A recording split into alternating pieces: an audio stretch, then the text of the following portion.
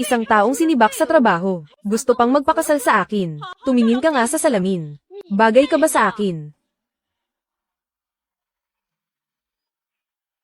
LV Shuang, ang lahat ng ipon ko ay ibinigay ko na sa iyo bilang dote. Kung ayaw mong magpakasal, ayos lang.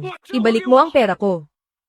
Ibinigay mo na sa akin. Ang kapal ng mukha mong bawiin pa. Ikaw nga itong walang trabaho. Ikaw ang nanloko sa akin para magpakasal. Ang perang ito, ituring mo na lang na bayad sa akin. Para sa nasayang kong kabataan. Subukan mo pa akong guluhin. Babasagin ko ang bungo mo. Sa isang walang kwentang tulad mo. Huwag ka nang umasang makakapagpakasal ka pa sa buong buhay mo.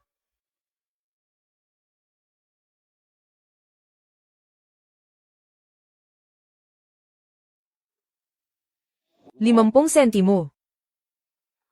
Anong 50 sentimo? Ang bote na ibinato sa iyo ng asawa mo, ay inagaw sa akin. Ibinato sa iyo ang isa. Kinuha ang isa. Eksaktong 50 sentimo. Magbayad ka.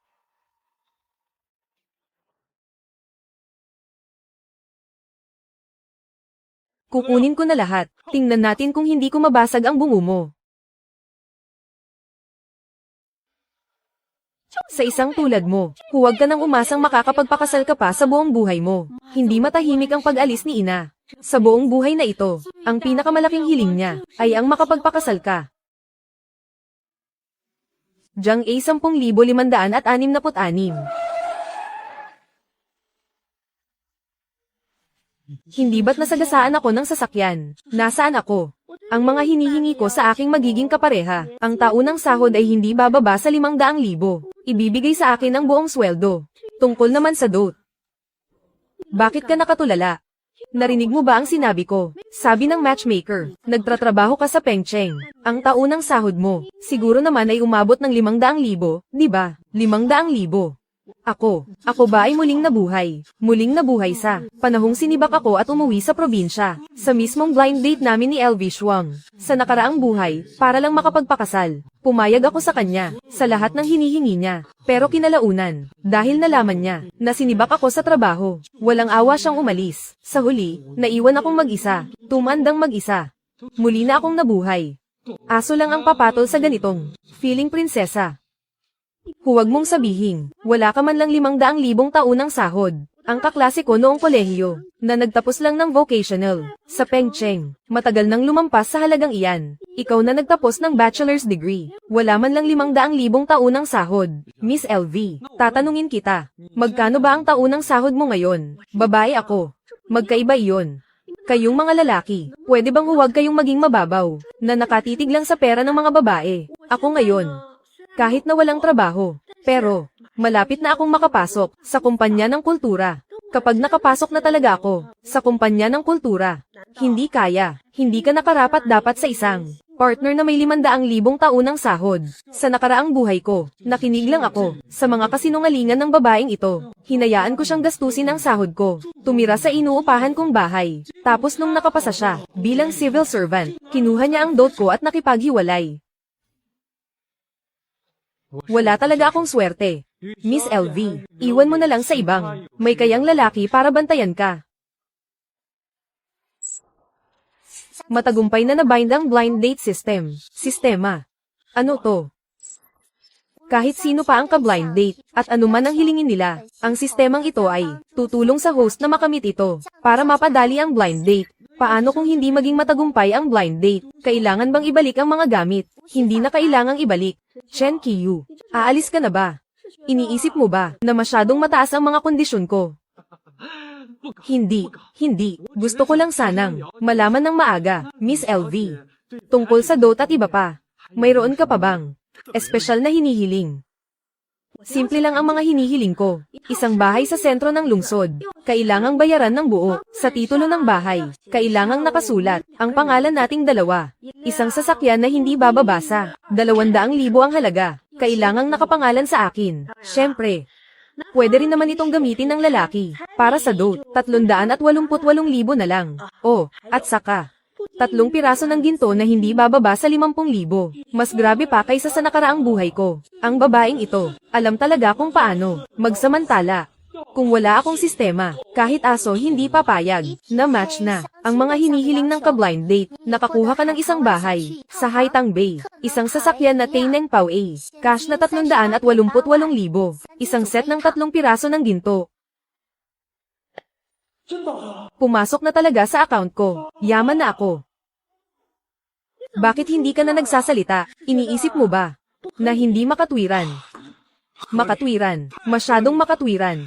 Sa mga kondisyon mo, Miss LV, tingin ko ang mga hinihiling mo, na ito, ay wala lang. Mali, tingin ko mababa pa nga. Ang mga hinihiling mo, Miss LV, ito lang ba? Mayroon pa ba? Iba pa. Ang reaksyong ito, walang tawad-tawad. Hindi kaya, masyadong mababa ang hiningi ko. Baka naman, ang mukhang ordinaryong lalaking ito, ay sa totoo lang, isang nakatagong mayaman. Ang dot at bahay at kotse, ay mga basic lang. Hindi yan plus points. Ang material na bagay, ay pundasyon lang. Ang ugali at pagkatao ng lalaki, ang mas mahalaga. Halimbawa, ang sweldo niya, dapat ibigay lahat sa akin. Kung hindi, ang mga babae, ay walang mararamdamang security. Oh, at tungkol sa mga bata, hindi mo ako pwedeng piliting manganak. Ano ba tong mga kalokohang to? Santo ba ako? At saka, humihiling ka lang. Pwede bang sa material na bagay, ka humiling? Mali ang direksyon mo. At saka, ang isang lalaki, kung mayaman, dapat galante, para mas maging kaakit-akit. Halimbawa, magbigay ng mga luxury bags. Tuwing may okasyon, mag-travel sa ibang bansa. At saka, kapag nag-propose, maghanda ng napakalaking diamond ring. Lahat ng yan ay malaking plus points. Tama, ganyan din ang tingin ko. Ikaw, ang bilis mo namang pumayag. Sir, ano po ang order nila? Huwag ito. Huwag din ito. Yung iba sa 2 pahinang ito, ibigay nyo lahat. Ang galante at yaman pala ni Chen Qiyu. Jackpot ako ngayon ah. Tingnan mo, ano pa ang gusto mong kainin? Kahit anong ulam dito, ay daan-daan ang halaga. Akala mo ba uto-uto ako? Nakuha ko na ang reward. Sino pa ang papansin sa'yo? Braised meat at itlog. Sea monster na may kaliskis. Kompleto na. Hindi na ako o-order. Sige, I serve na. Ako muna. Pupunta lang akong banyo.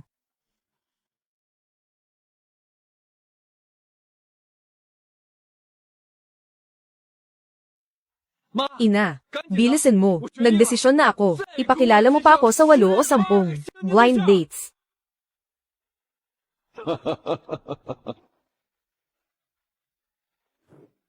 Aray ko. Salamat ah. Chen Qiyu. Gago ka. Ang galing ng blind date ah.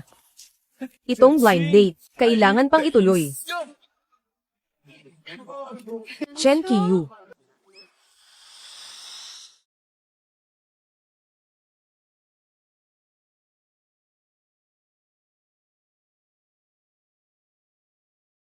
Chen Qiyu. Ikaw nga ba yan? Xu Jia.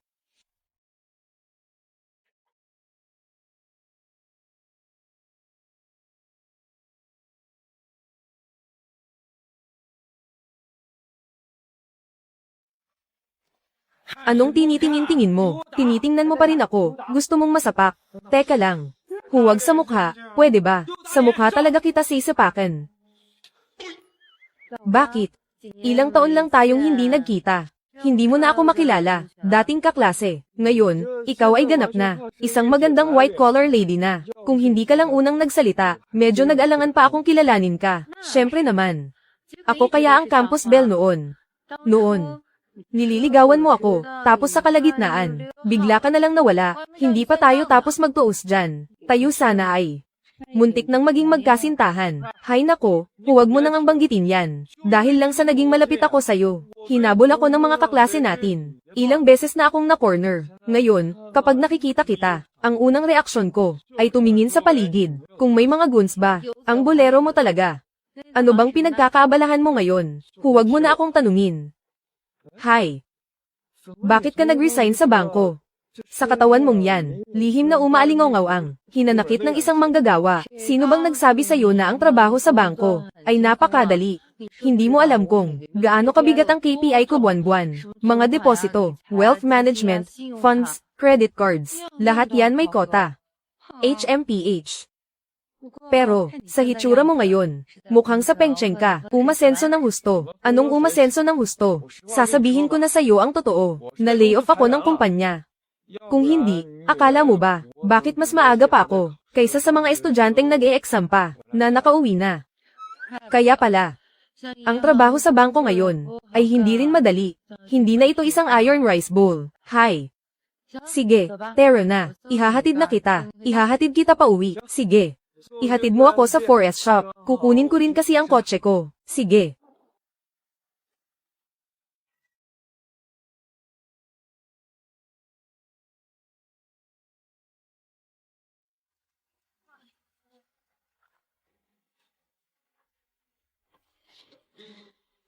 Chen Yuja. Kailan mo ba mapapalitan itong kotse mo? Hindi ko na talaga matiis itong bulok na kotseng to. Palitan ang kotse. Akala mo ba libre ang magpalit ng kotse? Sa kakarampot kong sweldo bilang temp worker, dowry, bahay, kailangan pang tulungan ni na mama at papa para sumapat. Tapos magpapalit pa ng kotse. Paano mangyayari yun? Basta kapag nagpakasal tayo. Bagong kotse, bahay. Hindi pwedeng kulang kahit isa sa dowry. Kung matutulad sa best friend kong si Shuang Shuang, na minalas, sa naka-blind date niya. Walang pera pero nagpapanggap na mayaman, at tumakas pa sa bill. Ang ganitong klaseng tao, huwag nang umasang makakapag-asawa pa. Nandito na si Shishan, ipapakilala ko lang. Ito ang asawa ni Yuja. Nabalitaan nilang titingin tayo ng bahay, kaya gusto rin nilang sumama at tumingin. Hello po. Sa liit ng mga braso at binti na yan, kaya ba niyang magtrabaho sa bukid? Hello po. Tita, wala man lang binigay na pera para sa pagbabago ng tawag. Nagpapasikat lang sa inyong mga kamag-anak, nakamura pa kayo.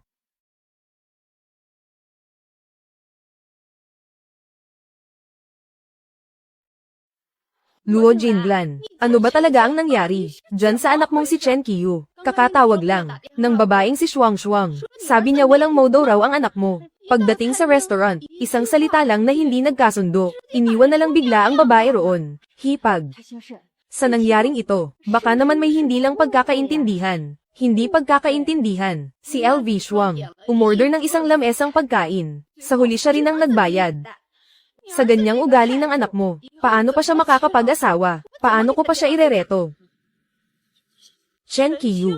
Hindi ba siya yung naka-blind date ni Shuang Shuang, na malas at nakakawalang ganang lalaki? Aba, Chen Yuja, kamag-anak mo pala siya. Kung gusto mong maging katulad, niyang si Chen Qiu na palamunin, sinasabi ko sa'yo, hindi ako, magpapakasal sa'yo. Ano ba, Shan Shan, kilala mo rin si Chen Qiu, best friend ko kaya si Shuang Shuang.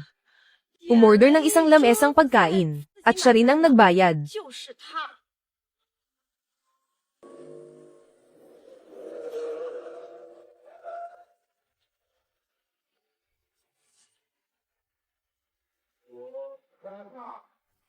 Chen Qiu. Top of the line ang kotseng ito. Nagkakahalaga ng 279,000. Ang baliw na lalaking ito na si Chen Qiu. Bakit siya bumaba sa kotseng yan? Hindi kaya sa kanya ang kotseng yan. Paano mangyayari yun? Siguradong nirentahan lang niya yan. Nawalan na nga siya ng trabaho at natanggal. Hipag, mabuti pa siguro. Pangaralan mo ng mabuti iyang si Chen Qiu. Ang kuripot sa mga babae. Tapos uupa ng kotse, para magpanggap na mayaman. Paano pa siya makakapag-asawa niyan? Buwisit na bata ka, gusto mo bang mamatay? May pera kang umupa ng kotse, pero wala kang pambayad sa pagkain. Ng babae, ano, sa ganyang ugali mo, nagpapahanap ka pa sa akin, ng 10 o 8 babae. Dahan-dahan lang, masakit. Jinblan, huwag mo namang paluin ang bata. Si Chen Qiu ay nakita ko na, mula pagkabata hanggang sa lumaki. Hindi naman ganoon kasama ang ugali niya. Siguradong gipit lang siya ngayon. Kaya hindi niya naasikaso ng maayos. Kaya umupa ng magarang kotse. Siguradong ganoon nga, para madaling makahanap, ng mapapangasawa at magpasikat, di ba? Huang Hui, hindi ba halata, na sinasabi niyang mahirap ang pamilya namin, at walang kinikita ang anak ko? Chen Qiu, huwag kang magalit sa sinabi ng hipag mo. Paano ka ba naman kasi? Nagpapanggap na mayaman sa labas. Kung may pera kang pang Ark Island ng magarang sasakyan, ilibre mo na lang ng masarap na pagkain ang dalaga. Mas mabuti pa iyon. Oh, hipag. Alam ko na, tita. Hindi sapat ang isang libreng kain. Walang bahay, walang sasakyan, at mababa pa ang EQ. Ang ganitong klaseng lalaki, habang buhay na walang makikitang mapapangasawa. Lin Shishan, ang matalik na kaibigan ni LV Shuang. Noong nakaraang buhay, pagkatapos nilang makasal ng kuya ko, palagi niyang ginagamit si LV Shuang para makakuha ng pakinabang sa akin. Siya rin ang nagsabi kay Chang Shuang na natanggal ako sa trabaho, kaya nakipaghiwalay sa akin si LV Shuang. Ikaw na bata ka, bakit ganyan ka magsalita? Hipag.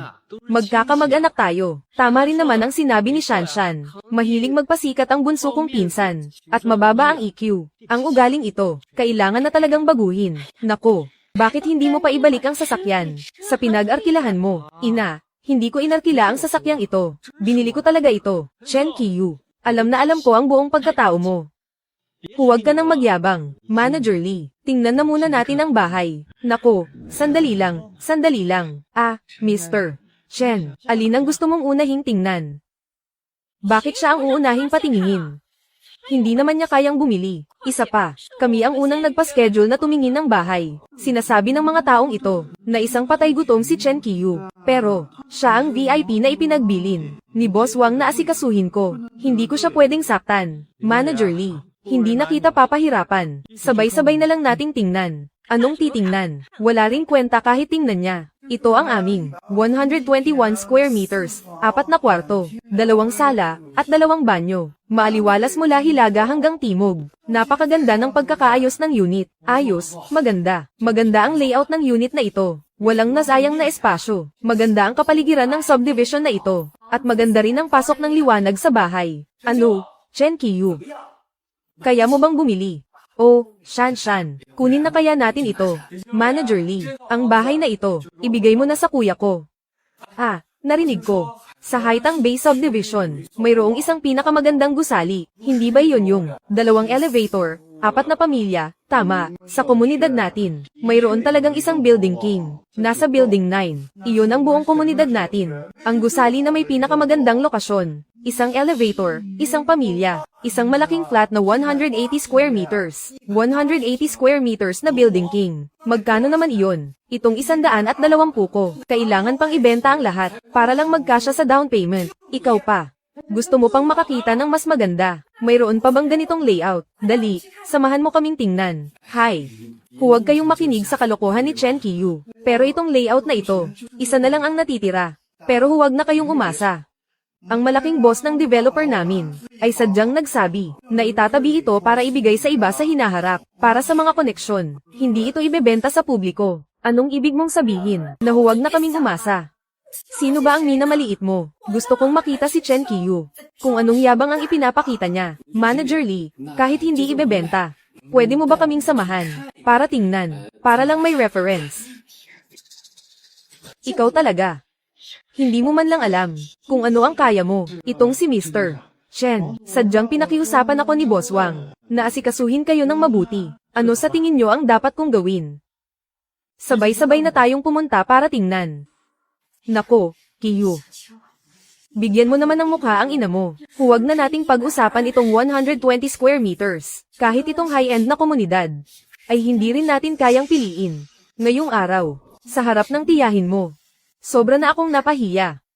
Ina, kahit hindi natin kayang bilhin, ayos lang. Pumunta tayo para madagdagan ang ating kaalaman. Manager Lee, Tara na. Sige, Tara. Ano bang nangyayari kay Chen Qiyu? Bakit gano'n na lang makipag-usap sa kanya si Manager Lee? Siguradong nagpapanggap lang siya. Para manloko. Sa tingin ko.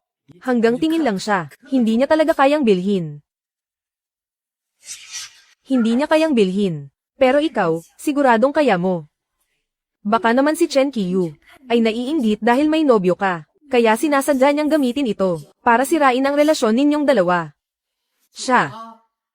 Itong bahay na ito ay perpektong tumutugon sa lahat ng pantasya ko. Para sa buhay ko sa hinaharap, gusto kong maging babaeng may-ari ng bahay na ito. Manager Lee, itong bahay na ito. Talaga bang wala nang pagkakataong pag-usapan? Pwede kaming magdagdag ng presyo. Shishan, kung magdadagdag pa ng presyo, Mas lalo na nating hindi kayang bilhin. Hindi kayang bilhin. Ibenta mo ang lumang bahay ng mga magulang mo. Ate, sobra na yang sinasabi mo. Naibenta na ang lumang bahay. Saan natitira ang tito at tita ko? Anong ate? Wala pang ang kasiguraduhan. Huwag kang mag-feeling close dito. Kung saan sila titira. Anong pakialam mo? Manager Lee, diretsuhin mo na. Mabibili ba kung dadagdagan ang presyo? Kahit dagdagan pa ang presyo, hindi pwede, miss. Hindi ito tungkol sa pera. Sinabi ko na, ang bahay na ito ay itinabi ng boss namin para ipamigay. Kasalanan mo to, wala kang kwenta. Wala ka na ring pag-asa, di ba? Kaya nga, huwag ka nang umarte. Ang pangit ng acting mo. Manager Lee, ang bahay na ito. Kukunin ko na. Xiao Qiyu. Wala ka nang ang trabaho ngayon. Saan ka kukuha ng ganyang kalaking pera? Anong kukunin mo na? Huwag na nating pag-usapan kung gusto nilang ibenta. Sa subdivision pa lang na ito, ang ordinaryong palapag ay 2 milyon na, lalo na kung penthouse.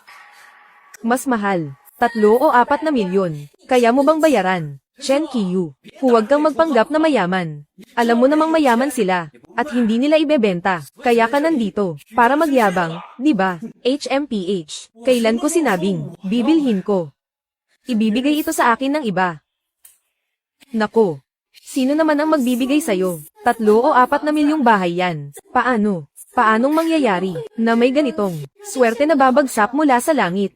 Chen Qiyu, ang mga modus ngayon, ang daming klase. Sino ba namang mabait ang magbibigay sa'yo ng bahay ng libre? Bata ka pa at kulang sa karanasan. Para sa pera, gumagawa ng mga ilegal na bagay, makukulong ka niyan.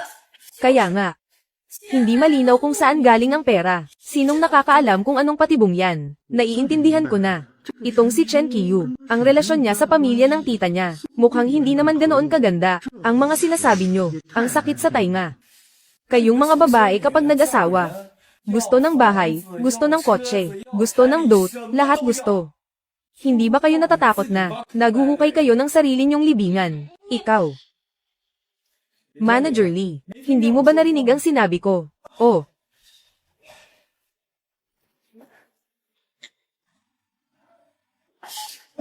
Boss Wang. Nasando ko na po ang tao. Nakita mo na ba, Chen Qiyu? Siguradong alam ni Manager Lee na nagsisinungaling ka at nagpapanggap. Sinabi na niya sa boss nila. Gusto pa ng pinakamagandang bahay. Managinip ka na lang. Mr. Chen, sabi ni Boss Wang. Ang bahay na ito ay maaari nang ilipat sa pangalan mo. Ano? Talaga bang sinabi yon ni Boss Wang? 2 o 3 milyong bahay. Ibibigay na lang kay Chen Qiyu ng ganoon. Bakit naman? Ang Boss Wang nyo ba ay isang matandang mayaman na babae? Si Chen Qiyu ba ay kumakapit sa mayaman? O kaya, may hawak siyang krimen laban sa Boss Wang nyo? Ate, huwag kang magsalita ng ganyan. Lalaki ang Boss Wang namin. Ang bahay na ito ay matagal nang nakatago sa kamay ng aming CEO, si Boss Wang. Hindi niya ito basta-basta inilalabas. Ang pagbibigay nito ngayon kay Mr. Chen ay dahil ang aming Boss Wang ay may magandang paningin. Nakikita niya ang potensyal ng aming Mr. Chen. Ito ay tinatawag na investment. Tita, sa sinasabi mo, itong Boss Wang na ito ay hindi mabuting tao. O kaya, gumagawa siya ng mga ilegal na gawain. Ina, huwag kang magsalita ng ganyan. Si Boss Wang ay isang malaking tao sa ganen. Isang tapak lang niya. Ang buong mundo ng negosyo ay yayanig.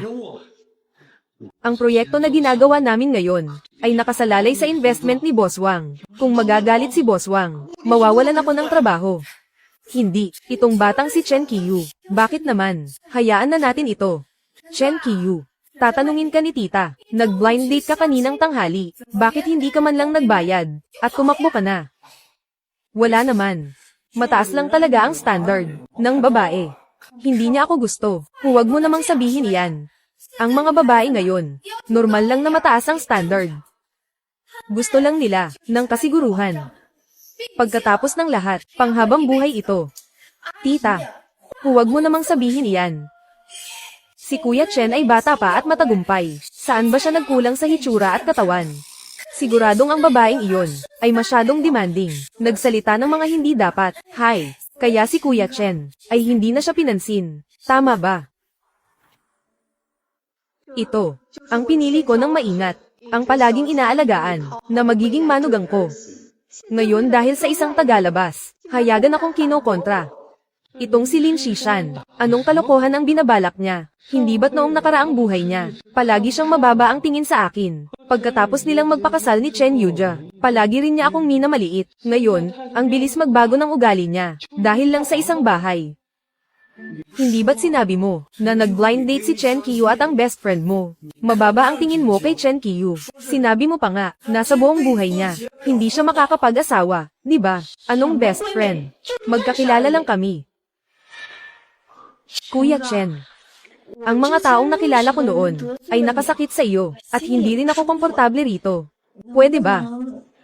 Nailibre kita ng pagkain ng tayo lang, bilang pambawi ko na rin. Ilibre ng pagkain, mula nang magkakilala tayo hanggang ngayon, sa maliliit at malalaking kainan. Kailan ba hindi ako ang nagbayad? Tapos ngayon, ang babaeng ito, gusto pang magkusa, nailibre si Chen Qiyu ng pagkain. Manager Lee, ihanda mo na ang kontrata. Sige po, Mr. Chen, ito po ang susi ng kwarto. Ihahanda ko na po ang kontrata.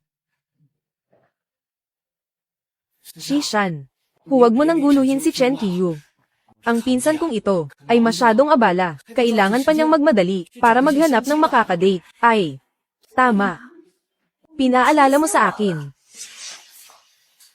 Kuya Chen, pagdating sa blind date, marami akong kilala, na magaganda at mababait, na mga dalaga. Gusto mo ba? Na-i-add ako sa WeChat, para ipakilala ko sila sa iyo sa ibang araw, para magkakilala kayo. Maganda at mabait. Sina Lin Shishan at LV Shuang, pareho lang ang ugali sa dalawang buhay. Huwag na nating pag-usapan ang ganda. Siguradong walang kabaitan sa kanila, pero may sistema naman ako. Ang mga ganitong mukhang perang babae, hindi ba't the more the merrier? Sige.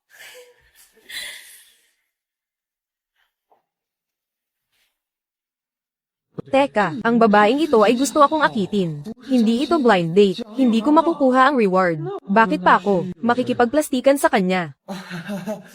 Pasensya na, lobat na ang phone ko. Nako.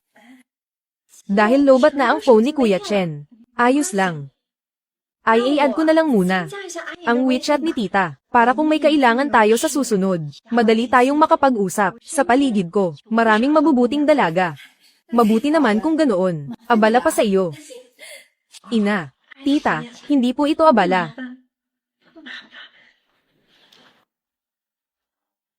Magalang sa nakatatanda, at matamis magsalita, marunong din siyang makisama. Ito ang nasa panaginip ko, mabuting manugang. Sayang nga lang, ang hitsura ng mabuting manugang, hindi nakatingin sa akin, dahil lang sa isang bahay. Galing ba sa mabuti iyon? Hindi pa natin alam.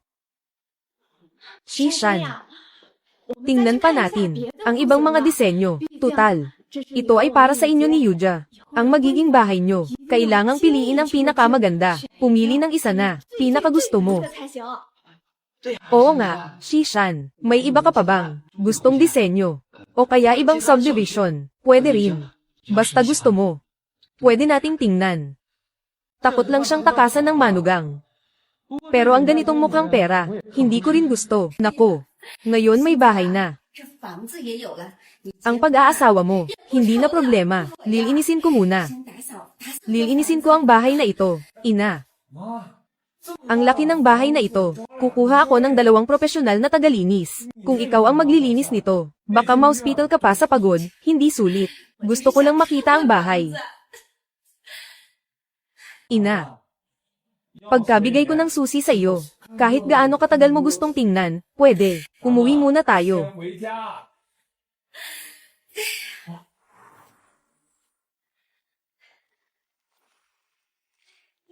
Shishan, tingnan na natin ang bahay. Tutal, ikakasal na kayo ni Yuja. Ang palaging pakikipag-ugnayan sa pinsan niya, ay hindi tama. Nandyan si Chen Qiyu. Ang walang kwentang si Chen Yuja, hindi ko na gusto. Pero si Chen Qiyu, hindi ako pinapansin. Si Chen Yuja naman, hindi ko pwedeng bitawan ng ganon-ganon lang. Kailangan ko pang paikutin si Chen Yuja, baka sakaling may maibigay pa siyang mas marami sa akin. Pagod na ako ngayon, ganito na lang muna. Tingnan na lang natin ang bahay sa ibang araw. Hi!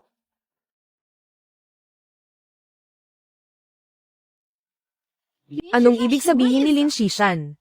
Kahit ang ihatid mo siya, ayaw na niya. Nagkagusto na kay Chen Qiyu. Nakakamatay sa inis. Buong buhay ko, lagi akong nakakaangat kay Luo Jinglan. Ngayong mag-aasawa ka na, natalo pa rin niya ako. Hindi mo ba nakita, ang mga mata ni Lin Xishan, halos mahulog na kay Chen Qiyu. Oo nga. Dati-rati, kahit konting ngiti, hindi niya ibinibigay sa atin. Ngayon kay Chen Qiyu, napakalandi, sinwerte lang naman si Chen Qiyu. Nakatapak ng tae ng aso, binigyan ng bahay. Hindi pa nga natin alam kung ang bahay na iyon ay galing sa mabuti. Baka kung ano na ang ginawa niya, mga bagay na hindi dapat malaman ng iba. Malay mo, balang araw, may matuklasan silang kung anong problema, at bigla na lang siyang makulong. Pagdating ng araw na yon, gusto kong makita kung paano iiyak ang Luo Jinglan na yan. Ina, tama na ang panunumbat. Kami ni Xishan, may nararamdaman pa rin sa isa't isa. Pansamantala lang siyang nasilaw sa magandang bahay. Hinding-hindi ko hahayaang si Luo Jinglan ay umangat sa akin. Ang anak niya, hinding-hindi pwedeng maunang magpakasal sa'yo. Kaya, sa mga susunod na araw, gawin mo ang lahat ng paraan para suyuin ng mabuti si Lin Xishan. Huwag na huwag mong hahayaang magkita pa sila ng Chen Qiyu na yun. Naiintindihan ko, ina, susundin ko ang lahat ng sasabihin mo. Paano naman ang bahay? Titingin pa rin tayo. Kung hindi sa Haitang Bay, maghahanap tayo ng mas maganda kaysa sa Haitang Bay. Mas maganda, mas mahal na bahay. Mas maganda, mas mahal na bahay. Pero, kaya ba nating maglabas ng ganoon kalaking pera? Di mangutang tayo. Kahit ibenta pa natin ang lahat, kailangan nating mangutang. Nga pala, si Luo Jinglan, hindi ba't namang problema siya sa pagpapakasal ng anak niya? Ipapakilala ko siya sa isang babae. Sa ganitong sitwasyon, ipapakilala mo pa siya sa isang babae. Ang babaeng ito, hindi basta-basta. Oh, sige, ina, susundin ko ang lahat ng sasabihin mo. Sino ba yan? Kilala ko ba siya? Hindi lang basta kilala, pinsan mo, si Hiting. Ang taas ng standards niya, abot hanggang langit. Feeling niya ang ganda-ganda niya, at bagay na bagay siya sa mga mayayaman. Kahit ako hindi niya pinapansin. Magugustuhan kaya niya si Chen Qiyu. Gusto ko nga na hindi niya magustuhan. Binigyan lang ng bahay, di ba? Gusto kong ipahiya ng husto si Chen Qiyu. HMPH.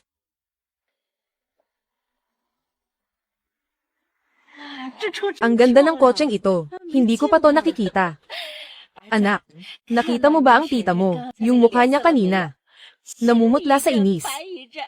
Nakakagaan ng loob. Nako. Araw-araw nagmamayabang sa atin. Dahil lang ba, mas nakakaangat sila sa atin ng kaunti, anak. Ngayong may kakayahan ka na, tingnan natin kung sa susunod, maglakas loob pa siyang, magmayabang sa atin. Masaya ka na ba niyan? Ina. Sa susunod, mas pasasayahin pa kita. Sige na, nandito na tayo, bumaba na muna tayo. Chen Zid, tapos na ang trabaho mo. Oh, may bisita kayo. Tingnan mo, wala naman tayong bisita. Nako, totoong may bisita kayo. Anak. Si Chen Qiyu ito, nako. Paano ka nakapagmaneho papunta rito? Kaninong kotse ito? Bago pa man din. Kanino? Sa anak mo. Chen Qiyu. Bumili ka ng kotse. Umuwi ka galing syudad na parang talunan. Akala ko hindi ka na makakabangon. Ngayon, ang gwapo at porma mo na. Ang galing. Nako. Oras na rin para bumili ka ng kotse. Tutal mag-aasawa ka na rin naman. Ang kotseng ito. Siguradong malaki ang down payment, di ba? Loan ba ito? Magkano ang buwan ng hulog? Gusto mo ba? Padalhan muna kita sa card mo ng kaunting pera. Nako, anong down payment? Sa daan pa lang, ang anak mo, sinabi na sa akin, ang kotseng ito, bigay ng business partner niya, regalo. Regalo. Business partner. Umasenso ka na pala, bata ka. Hindi naman, hindi naman. Sinwerte lang, kumita ng kaunti. Talagang kumita ka na.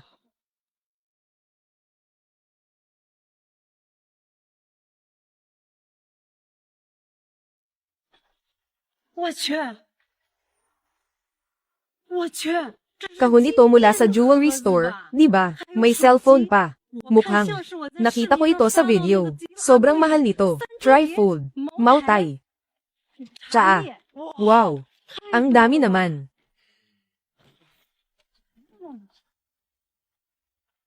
Ina. Itong gintong Pulse Ares, para sa iyo. Halika, ang laki ng gintong Pulse Ares na ito. Magkano kaya ito? Jin Glan, si Kiyu. Talagang mabuting anak sa iyo. Ikaw talagang bata ka. Bumili ka ng ganito kamahal na ginto, hindi mo man lang sinabi sa akin. Sana itinabi mo na lang ang pera, pambili ng alahas para sa kasal mo. Nako, ina. Kung ibibigay ko sa magiging asawa ko na hindi ko pa alam kung nasaan ang isang set ng alahas, iisipin lang niya na karapatan niya iyon.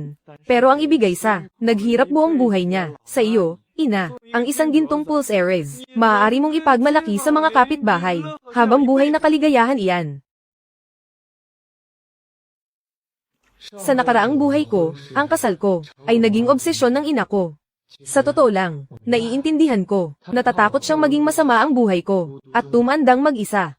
Sa buhay na ito, mayroon na akong sistema. Anong asawa ang hindi ko mahahanap? Ang pagbibigay sa buong pamilya ng magandang buhay, ang siyang pinakamahalaga. Tay, itong cellphone, ay binili ko para sa iyo. Itong cellphone, sasabihin ko sa iyo, ginamit na ito ng aming manager. Walang sino man ang pinapayagang humawak. Nako, hindi ko inasahan na ako rin. Nako, bakit mo binubuksan? Ang ganitong kamahal na bagay, baka mahulog sa labas. Ipasok mo muna bago mo buksan. Hihihi. Ikaw talagang bata ka. Ang pagiging masunurin mo, alam iyan ng ina mo. Pero, itong pera mo, itabi mo para sa paghahanda mo sa kasal. Hindi ba sinabi mo na gusto mong mas maraming blind date? Blind date. Maganda ang blind date. Kiyu, mayroon akong pamangkin. Napakaganda niya. Talagang, napakagaling. Huwag kang makinig sa kanya. Ipapakilala ko sa iyo. Sige na, huwag kang makinig sa kanya. Mayroon akong pamangkin sa labas. Nako, ipapakilala ko sa iyo para makita mo. Makinig ka sa akin, makinig ka sa akin. Anak. Ang tita mo. Sabi niya ipapakilala niya ang pamangkin niya, sa iyo. Huang Hui. Siya ang magpapakilala. Natatakot siya na ang anak ko, ay aagawin ang ka-blind date, ng anak niya. Araw-araw siya, pinupuri ang pamangkin niya, na parang isang diwata. Sabi niya kamukha niya noong kabataan niya, eksaktong-eksakto. Nako. Kung talagang kamukha niya, isang manggugulo sa pamilya, ang buhay ng pamilya natin sa hinaharap, paano na tayo mabubuhay? Ina. Huwag kang mag-alala. Kahit sino pa ang ka-blind date ko, kaya kong harapin. Ikaw araw-araw, ay nasa daan patungo sa blind date. O kaya naman ay nasa labas, tumatakbo para mag-ehersisyo. Hindi ba, dapat mo ring isaalang-alang, ang paghahanap ng trabaho, kahit na, tingnan mo itong bahay at kotse, mayroon na. Pero, mahalaga rin ang trabaho. Nasa kamay ko na ang sistema, bakit pa ako magtatrabaho? Tungkol naman sa pag-eehersisyo, ayokong magkapera nga, pero bumigay naman ang katawan ko. Noong nagtatrabaho pa ako sa Pengcheng, laging masama ang pakiramdam ko. Ano ba yung pinagsasasabi mo? Ang anak natin, siguradong may sariling plano yan. Siya lang mag-isa. Nakabili na ng bahay at kotse. Binilhan pa tayo, ng napakaraming gamit. Paano mo nasabing hindi siya kumikita, anak? Tingnan pa rin natin, ang mga blind date mo. Ang mga ito, sila yung mga kumontak sa akin. Kamakailan lang, sabi nila, gusto ka raw nilang makilala. Tingnan mo. Nako. Hindi ba si Shujia ito? Akala ko ba, may asawa na siya? Paano mangyayari yun? Dati kasi, nagkasakit ng malubha ang tatay niya. Kaya malaki ang nagastos. Tapos, may mga nakababata pa siyang kapatid. Para siyang ATM na walang tigil sa paglabas ng pera. Pero ngayon, wala na rin ang tatay niya. At ang mga kapatid niya, napagtapos na rin niya. Kaya ngayon, isa na rin siyang magandang kandidata. Hayaan mo na nga. Sa ganda niyang yan, hindi siya bagay maging asawa. Hayaan na natin. Huwag na natin siyang pag-usapan. Sino naman? Ang susunod, nating titingnan. Makinig ka, makikipagkita ka ba sa kanya? Hindi ba may inirekomenda si tita sa akin? Makikipagkita ako sa inirekomenda niya.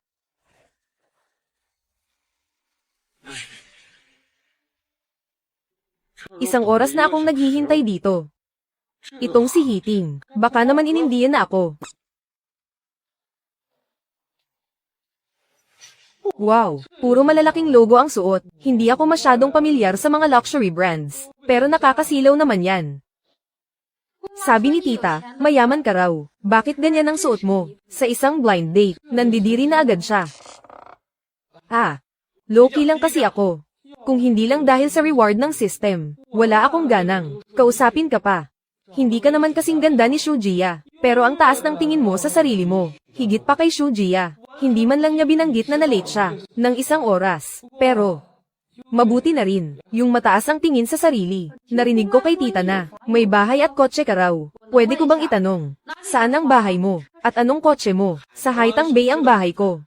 Ang kotse ko naman ay Tainengpao. Haitang Bay, HMPH. Mga 100 metro kwadrado. Wala itong pinagkaiba. Sa isang kulungan ng ibon. At yung kotseng iyon, 30,000 lang ang halaga. Walang kwenta. Sabi ni tita, bigay lang daw ng iba. Sa tingin ko, nagpapanggap lang siyang mayaman. Malamang inutang lang pambili niyan.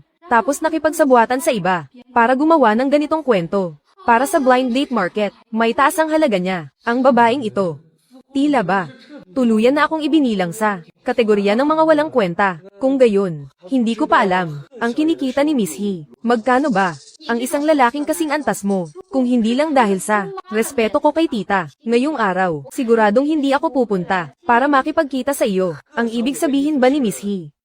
Hindi ko maabot ang iyong pamantayan sa pagpili ng kapareha. Pamantayan. Ganito na lang ang sasabihin ko sa iyo. Ang ex-boyfriend ko, may ari-ari ang higit sa 100 milyon. Noong kami pa.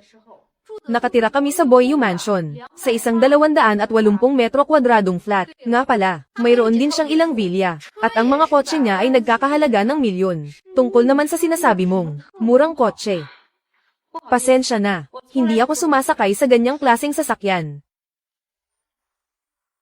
Ako ay isang client manager sa isang pribadong bangko. Ang mga taong nakakasalamuha ko araw-araw ay may net worth na 10-10 milyong halaga ng yaman. Ikaw rin ay client manager ng pribadong bangko. Kahapon sinabi ni Shujiya na siya rin ay isang client manager. Hindi kaya, nasa iisang bangko lang sila. Hayaan mo na nga, bakit ko ba iniisip ito? Habang mas marami siyang hinihingi, mas marami akong makukuha. Kung gayon, Miss He, ang pamantayan mo sa iyong magiging kapareha, ay dapat ba?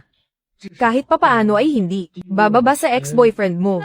Hindi naman kailangang pantayan ng buo, ang pamantayan ng ex-boyfriend ko. Pero kahit papaano, bago tayo ikasal, dapat mo akong bigyan ng milyong halaga ng luxury car, isang flat sa sentro ng lungsod, at isang villa. Tungkol naman sa dote, pwede na ang 888,000. Tumugma na. Sa pamantayan ng ka-blind date, nakakuha ka ng 10 milyong deposito, 888,000 cash. Binjang no. Isa na may 220 metro kwadrado, isang ari-arian. Boyu Mansion na may 410 metro kwadrado, isang ari-arian, at isang Audi A8L Horse Edition. Mayaman na ako. Ang ipon ko ay lumampas na sa 10 milyon. Maraming salamat, Ting Ting. Huang Hui, napakabuti mo talaga. Ipinakilala mo pa sa akin, si He Ting, isang napakagandang blind date. Bakit, natakot ka na ba sa ganitong mga hinihingi? Sabi ko na nga ba, ang makipag-blind date sa isang tulad mo, isang taong nasa mababang antas, ay isang pag-aaksaya lang ng buhay. Oh, oo nga pala. Ang mga taong tulad mo na may limitadong pag-iisip, mga mahihirap, sa buong buhay nyo, huwag na kayong umasa na maabot ang antas ng mga mayayaman. Kung gayon, binabati ko si Miss He, na sana'y makahanap ka agad ng isang taong makakakita sa halaga mo, isang mayaman.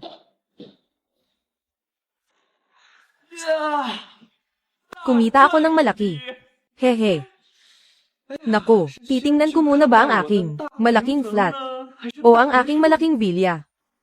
Ang mga dokumento, tandaan mo, ibigay mo sa akin mamaya, bilisan mo ang paggawa.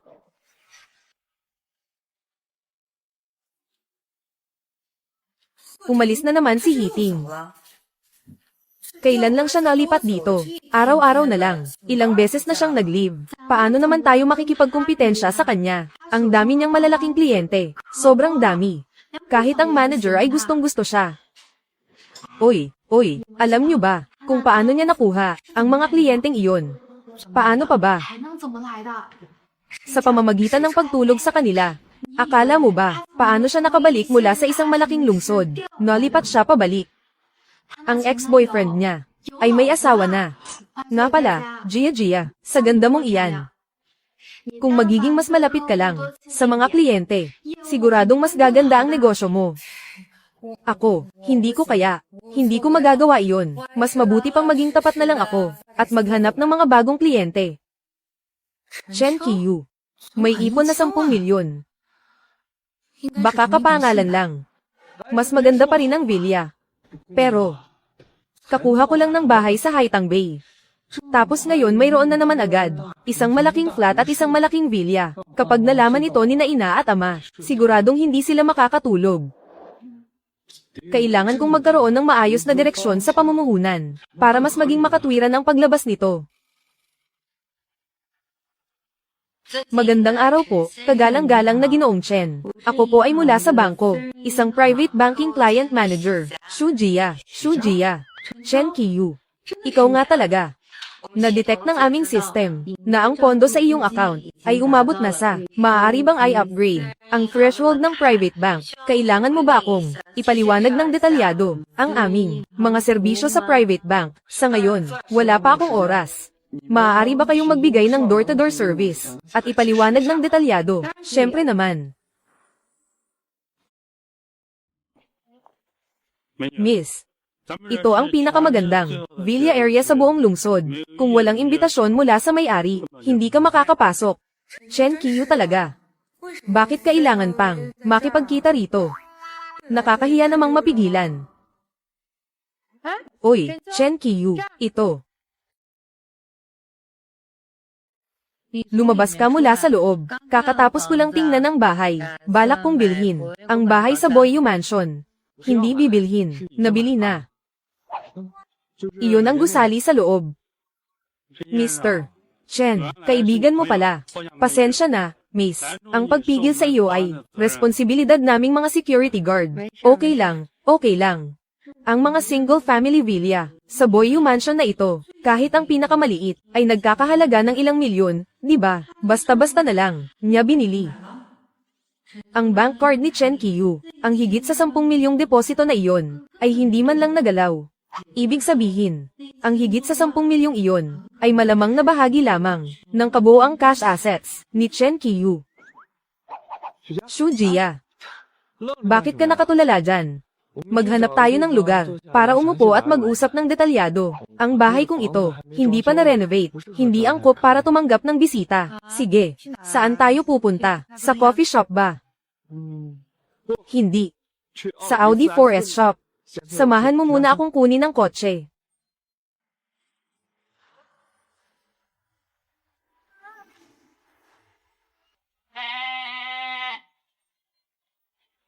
Kukunin ko na ang kotse ko, Mr. Chen. Kung may kailangan ka sa susunod, hanapin mo lang kami anumang oras. Kinuha na ang kotseng ito. Ang higit sa 1 milyong Porsche Founders Edition. Ang pagkuha ni Chen Qiyu ng kotse ay parang pagbabalang para kumuha ng delivery. Napakadali. Pero, bakit niya ako isinama para kunin ang kotse? May ipinapahiwatig ba siya?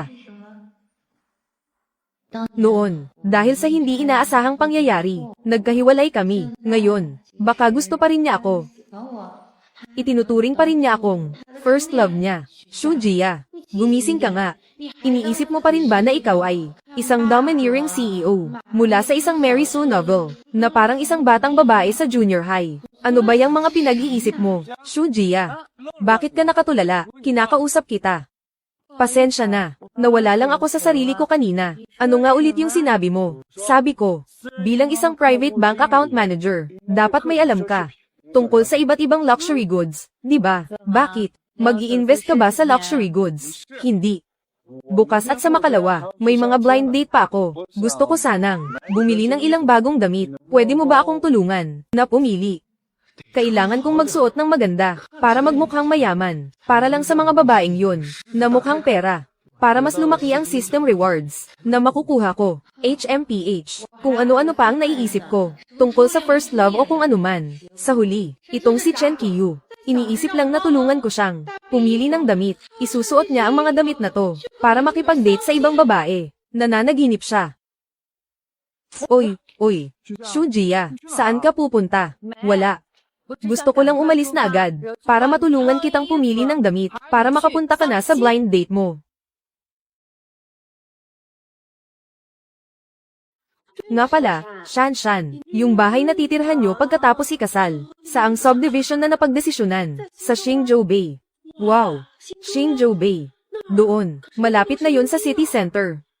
Pero narinig ko, ang mahal ng presyo doon. Nasa mahigit 20,000 yata, 23,000. Mabuti pa, ang blind date mo, maasahan. Hindi tulad ko, ang mga nakikilala ko ay puro, mga walang kwenta. Yung Chen Qiyu na yun, nakakainis kapag naiisip ko. Shan, anong problema mo? Parang, hindi ka masyadong masaya. Kung hindi ko nakilala si Chen Qiyu, masaya sana ako. Pero si Chen Qiyu, nakakapagbigay ng bahay sa iba. Siguradong mas malaki pa ang yaman ng pamilya nila. Sayang nga lang, ang nanay niya, hindi na ako kinausap pagkatapos. Nga pala, Shuang, yung lalaking. Naka-blind date mo dati. May komunikasyon pa ba kayo? Blind date. Ang tinutukoy mo ba ay si Chen Qiyu, yung lalaking yun na nakakadismaya. Sino pa bang gustong kumontak sa kanya? Pag uwi ko nung araw na yun, i-block mo na lang siya. Mabuti pang i-block mo. Ang mga lalaking tulad niya, hindi karapat-dapat na nasa WeChat list mo. Nga pala, Shuang, bakit hindi mo ibigay sa akin ang WeChat niya? Ako na ang aaway sa kanya para sa'yo. Sige. Shan, hintayin mo ako sandali. Pupunta lang akong banyo. Babalik din ako agad.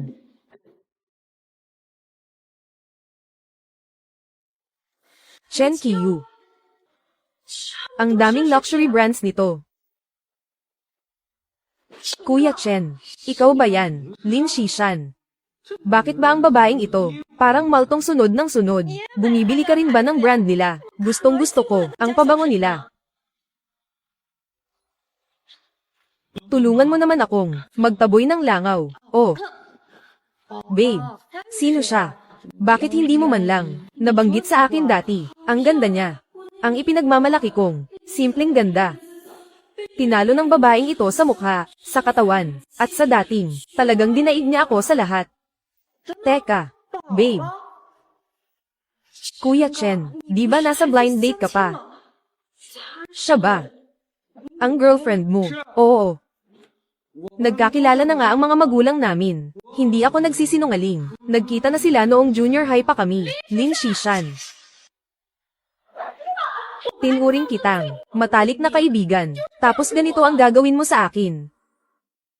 Sa harap ko, sinisiraan mo siya. Tapos patago kang lumalapit, at nakikipaglandian sa kanya. Ikaw na babae ka. Takot kang mas umasenso ako sa'yo. Ano, LV Shuang? Ang lakas ng loob mong saktan ako. Kasalanan ko ba ito? Sa simula pa lang, hindi ka na niya gusto. Tapos sumisigaw ka pa dyan. Mas mabuti na ako kaysa sayong malapit ng ikasal. Pero nang aagaw pa ng lalaki ng iba. Mas magaling ako ng 10,000 beses. Sinong tinatawag mong nang aagaw? Ako. Chen Qiyu. Sana sinabi mong mayaman ka pala. Handa naman akong ituloy ang relasyon natin. Handa ka pa talaga, ha? Tingin mo ba magugustuhan ka niya? Ako. Shujia, tayo na. Hindi ko inaasahan, Chen Qiyu, na may mag-aaway, dahil sa'yo. Hindi ba't dahil yan sa, masyado mo silang pinaselos, tama ba? Babe. Tapos na ang lahat. Bakit mo pa ako niyayakap? Hindi ba't ikaw ang unang kumapit sa akin? Kanina lang, tinatawag mo pa akong baby. Ang sweet-sweet pa natin. Bakit? Ngayon, nagbabago ka na ng isip at hindi na ako kilala. Aba, ang galing mo naman umarte. Kung wala ka sa showbiz, isang malaking kawalan talaga, ng isang best actress. Hindi ba't ikaw ang nag-utos sa akin? Sige na nga. Ay, oo nga pala. Para sa iyo ito. Itong pabango. Hindi ba't ibibigay mo sana, sa ka-blind date mo? Bakit mo ibinibigay sa akin? Mukha ba akong isang utu-uto? Sa unang pagkikita pa lang, sa isang blind date, magbibigay ka na ng luxury perfume. Kanina, magaling ang pag-backup mo sa akin. Kaya ito ang reward mo. Kanina, yung eksena sa mall. Aksidente lang talaga yun.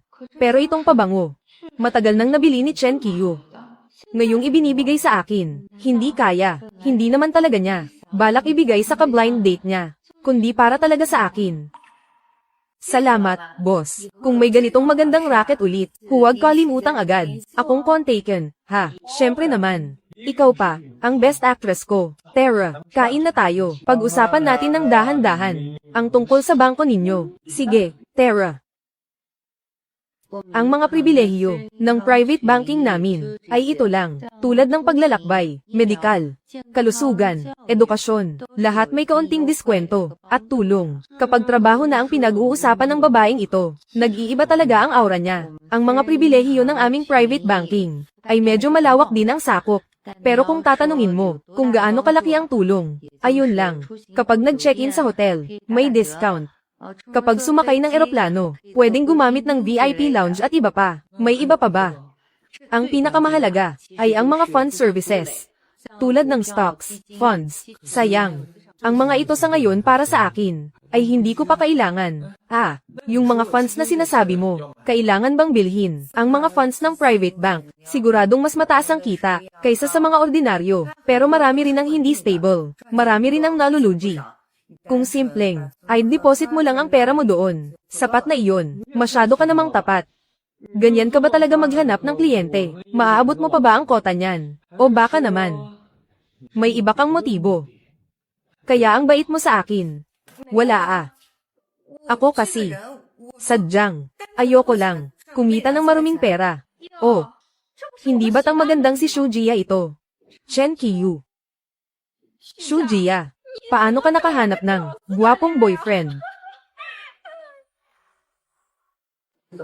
Hey team, kilala mo si Chen Qiyu? Hindi. Kung hindi mo kilala, paano mo? Nasasabi yan sa iba. Zhang Yuan. Hindi ba't dati ko siyang kliyente? Ikaw at siya, Shujia. Tao ko na ngayon si Boss Zhang. Huwag mo siyang pag-interessen. Miss Shu. Mas gusto pa rin kita. Pag-usapan natin ang negosyo. Kung makikipag-usap ka sa akin mamayang gabi, matutulungan kita, hindi na kailangan. Chen Qiyu. Ang mga serbisyo at negosyo ngayon, naipaliwanag ko na sa iyo ng maayos. Umuwi na muna tayo. Teka, hindi pwede yan. Sinamahan mo na naman ako ngayon, sa 4S shop para kunin ang kotse, at ipinaliwanag mo pa sa akin, ang tungkol sa bangko, ihahatid na kita. Tara, 4S shop. Bakit? Chen Qiyu. Naglakas loob ka na rin sa wakas, na ibenta ang bulok mong kotse. Sabi ko na nga ba, nagpapanggap ka lang na mayaman. Nakalimutan kong sabihin sa iyo, hindi ordinaryong kotse ang kinuha ni Chen Qiyu, kundi isang Horse Founders Edition. Horse Founders Edition. Mahigit 1,000,000 yun Ang taunang si Chen Qiyu, imposibleng makabili nun. Boss Zhang, tingnan mo sila. Inaapi ako. Kung bibilhan mo ako ng Horse Founders Edition, mapapatawad ko sila. Bibilhin ko. Basta samahan mo lang ako ng maayos. Bibilhin ko lahat para sa iyo. Hay nako. Ang babaeng tulad ni Hiting, sapat na ang pangako sa salita, mahigit 1,000,000. Siya, hindi siya worth it. Ina, nandito na ako. Umamin ka. Sa mall. Sino ba talaga? Ang babaeng kasama mo.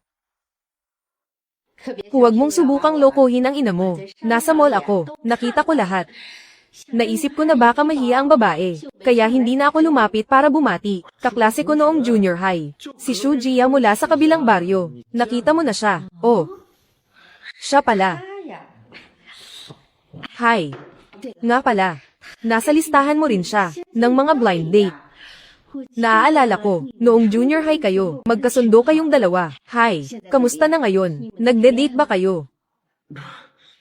Ina, ano bang pinagsasasabi mo? Nag-usap lang kami, tungkol sa negosyo, hindi kami nagde-date. Hi, sa tingin ko ang babaeng iyon, ay may magandang ugali. Maganda rin siya. Galing pa sa kabilang baryo, kilala natin ang pamilya, suportado ka ni ina, naligawan siya. Ina, kung madali lang sabihin, naligawan at sagutin agad, kailangan ko pa bang mag-blind date bukas? Nako, nakikita ko sa babaeng iyon, na may gusto siya sa iyo. Nako, hayaan mo na, huwag na natin siyang pag-usapan. Hi, ang blind date bukas, matagal ko itong pinili. Ang background ng pamilya niya ay napakaganda rin. Huwag mo itong palpak. Sa ngayon, wala akong ganang mag-date. Kapag nag-date ako, hindi na ako makakapag-blind date. Ang mga reward ko sa system, hindi ko kayang mawala. Pag-ibig. Sa ngayon, gusto ko lang yumaman.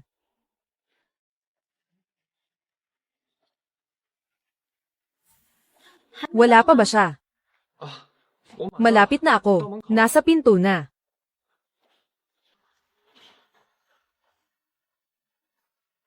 May 10 minuto pa. Itong si Xiao Shushuang, dumating ng maaga. Sadyang isinuot ko, ang damit na may malaking logo. Sana itong si Miss Xiao, ay siguradong dahil sa suot kong ito, sa akin, ay humingi ng malaki.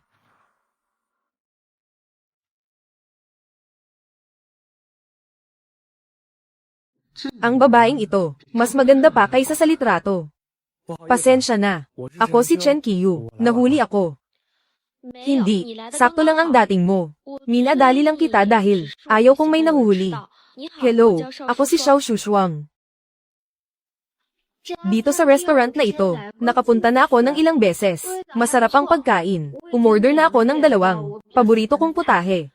Ang natitira, pwede kang pumili rito. Masarap ang lahat ng iyan. Sige. Ang menu, binilugan pa niya para sa akin. Ano pa ba ang gusto ko? Ang pagiging kontrolado ng taong ito, medyo matindi ah. Yung 2 in-order mo na lang, Miss Xiao. Ang lakas ng dating mo bilang isang edukada. Akala ko kung sinong propesor sa universidad. Ang totoo, gusto talaga ng mga magulang ko na maging guro ako. Dahil silang 2 ay mga propesor sa universidad ng teknolohiya. Pero yung ganitong nakasanayan na buhay pagtuturo ay hindi ko gusto. Kaya pagkatapos kong mag-graduate ng masters, pumasok na ako sa isang kumpanya ng kultura para magtrabaho. Pero ikaw, Mr. Chen, sabi ng matchmaker, isa kang negosyante. Pero sa tingin ko, hindi ka mukhang negosyante. Sa halip, may konting dating ng isang rich kid. Nakakadismaya talaga. Akala ko ang darating ay isang taong may ambisyon. Pero sa tingin ko, isa ka lang rich kid. Kung isa siyang grassroots na negosyante, baka sakaling mahikayat ko siya na mag-invest sa proyekto sa merkado. Ang Cultural Industry Park ay ang stepping stone ko para ma-promote. Pero sa itsura niya, sayang talaga. Mukhang isa lang siyang walang kwentang rich kid. Hi. Hayaan mo na, nandito na rin lang. Subukan ko na rin. Mr. Chen, alam mo ba, yung pinakabagong bidding sa syudad, para sa Cultural Industry Park. Sabi ko na nga ba, ang pera niya siguradong, hindi galing sa pagnenegosyo, kung hindi sa crypto. O kaya sa stocks. Hi, gusto ko sana siyang mag-invest. Mahirap ah. Miss Xiao. Bakit mo tinatanong ito? Kaya ko sinasabi ito. Ay dahil, gusto ko ang magiging partner ko, ay may narating sa industriya.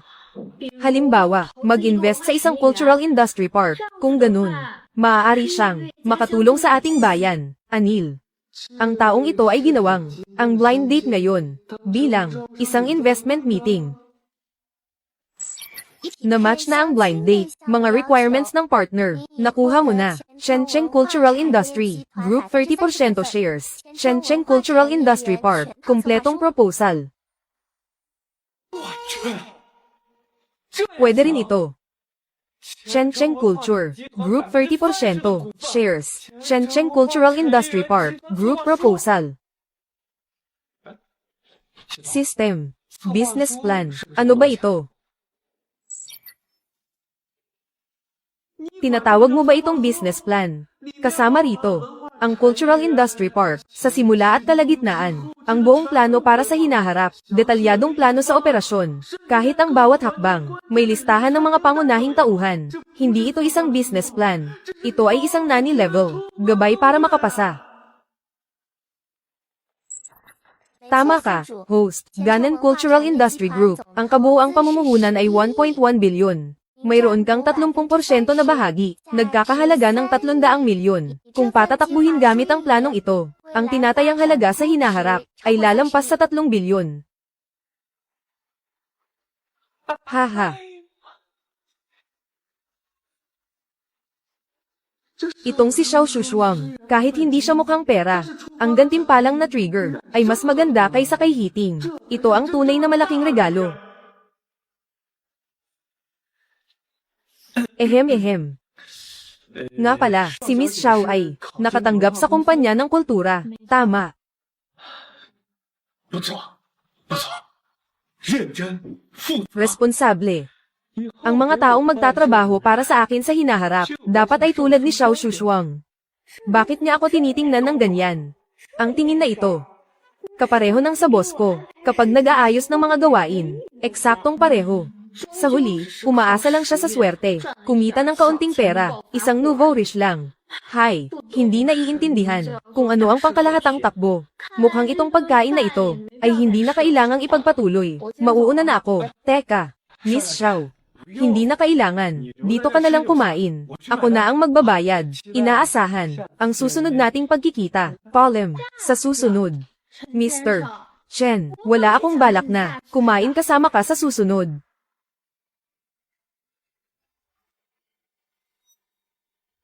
Gusto akong papuntahin sa kumpanya para magdala ng mga dokumento. Sino ba ang taong ito? Ang bagong CEO na biglang dumating. Chief Planner ng Cultural Industry Park. Teka. Ate. Ano kamo ang pangalan niya?